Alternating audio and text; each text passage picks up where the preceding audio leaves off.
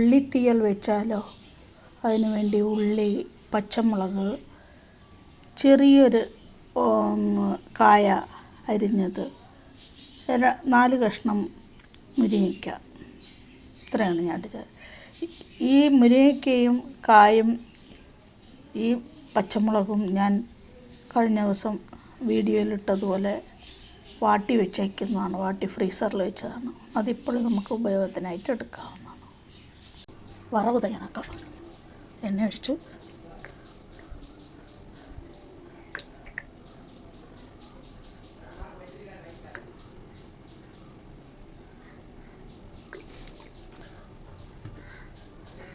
ചൂടായി കഴിഞ്ഞു. അതിലേക്ക് കഴിഞ്ഞ ദിവസം ചിരണ്ടി ഫ്രൈ ചെയ്ത് വെച്ചിരുന്ന തേങ്ങ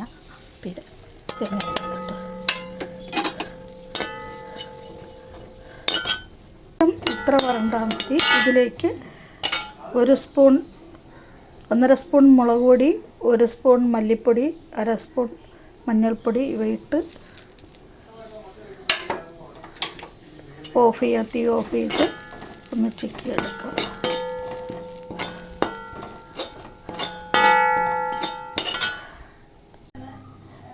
കുറച്ച് എണ്ണ ഒഴിച്ച് ചൂടാക്കി അതിലേക്ക് അരിഞ്ഞു വെച്ചേക്കുന്ന ഉള്ളി, ചെറിയ ഉള്ളി എടുത്ത് വഴറ്റാൻ.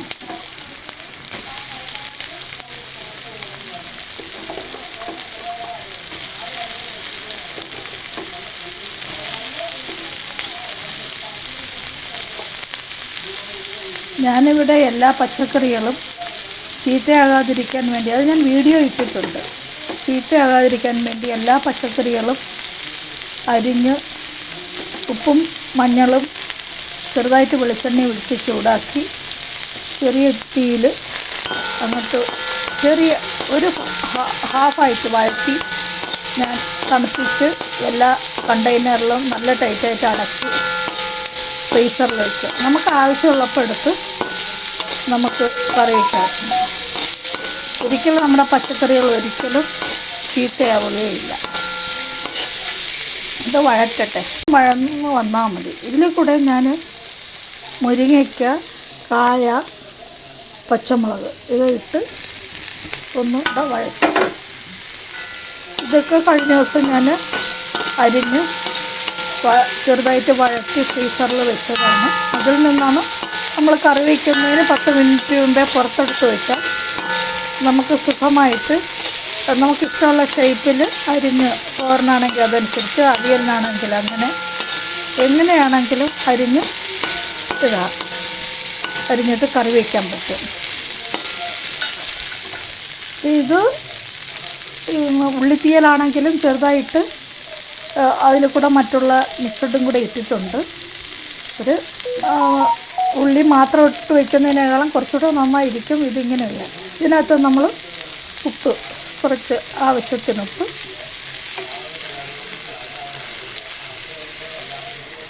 കുറച്ച് മഞ്ഞൾപ്പൊടി ഇട്ട്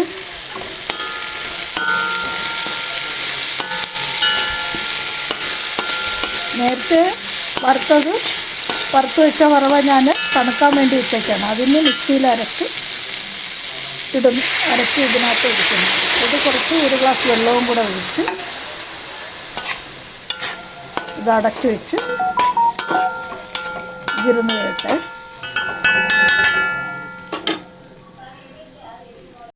ഇനി നമുക്കിതിലേക്ക് അരച്ച് വെച്ചേക്കുന്ന അരപ്പ് ഇതിനകത്ത് ഒഴിക്കാം. കുറച്ച് കഴിയും കൂടെ അരയ്ക്കാം.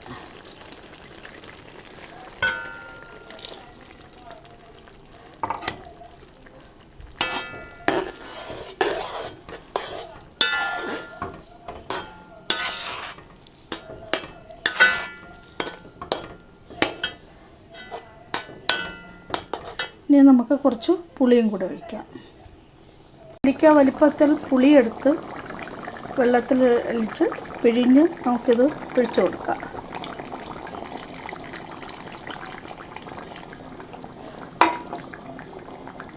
പുളിയും സമതല ശരിക്കും ഇത് കറക്റ്റ് ആവാൻ വേണ്ടി നമുക്ക് ശകലം പഞ്ചസാര ഇടുന്നത് നല്ലതായിരിക്കും. നല്ല ടേസ്റ്റായിരിക്കും.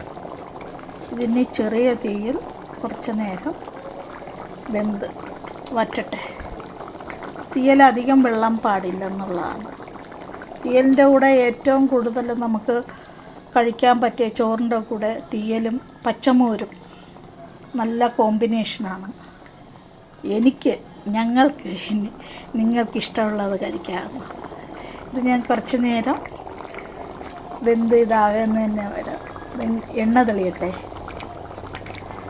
അല്പം ചാറ് കൂടുതൽ ആവശ്യമാണെങ്കിൽ ഇത്രയും കൊണ്ട് നമുക്ക് നിർത്താം. ഇനി ഇത് സ്വിച്ച് ഓഫ് ചെയ്യുക. എന്നിട്ട് നമുക്ക് കടുക് വറുത്ത് ഇടാം. ഞാൻ കടുക് പൊട്ടിക്കാൻ വേണ്ടി ചീനച്ചട്ടി അടുപ്പത്തിൽ വെച്ചിട്ടുണ്ട്. വെളിച്ചെണ്ണ ഒഴിക്കുക. വെളിച്ചെണ്ണയാണ് ഏറ്റവും നല്ലത്. തീയലിനായിരുന്നല്ലോ നമ്മുടെ എല്ലാ കറികൾക്കും ഏറ്റവും നല്ലത് വെളിച്ചെണ്ണയാണ്.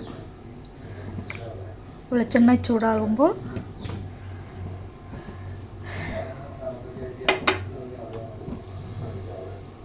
കടുകിട്ട് പൊട്ടിച്ച് കടുക് പൊട്ടിക്കഴിയുമ്പോൾ മുളക് ഇട്ട് കുറച്ച് കറിവേപ്പില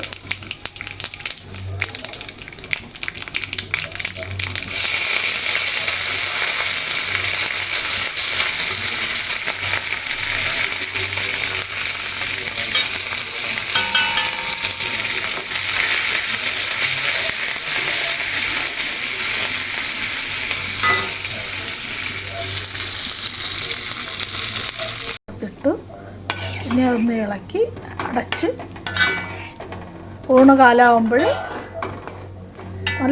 നല്ല ടേസ്റ്റും നല്ല മണവും, തീയലിൻ്റെ നല്ല മണവും, നല്ല വറുത്തരച്ച് വെച്ച തേങ്ങയുടെ മണം, നല്ല ടേസ്റ്റും ഉണ്ട്. ആവശ്യത്തിന് പുളിയും ഉപ്പും എരിവും എല്ലാം ഉള്ള ഒരു കറി, ഒരു മിക്സഡ് ആയിട്ടുള്ളൊരു കറി. ഉള്ളി മാത്രം ഇട്ട് തീയലും വയ്ക്കും. പിന്നെ ഞാനിതിൽ ഉള്ളിയും മുരിങ്ങയ്ക്കയും കായും പച്ചമുളകൊക്കെ ഇട്ടു. അതൊരു നല്ലൊരു കോമ്പിനേഷനായിട്ട് എനിക്ക് തോന്നി. ഇതിൽ കൂടെ പച്ചമോരും കൂടെ ആക്കി ചോറുണ്ണാൻ ഏറ്റവും ബെസ്റ്റാണ്. നിങ്ങളും ഒന്ന് ട്രൈ ചെയ്ത് നോക്കൂ. അടുത്തൊരു വീഡിയോ ആയിട്ട് അടുത്ത് നമുക്ക് കാണാം.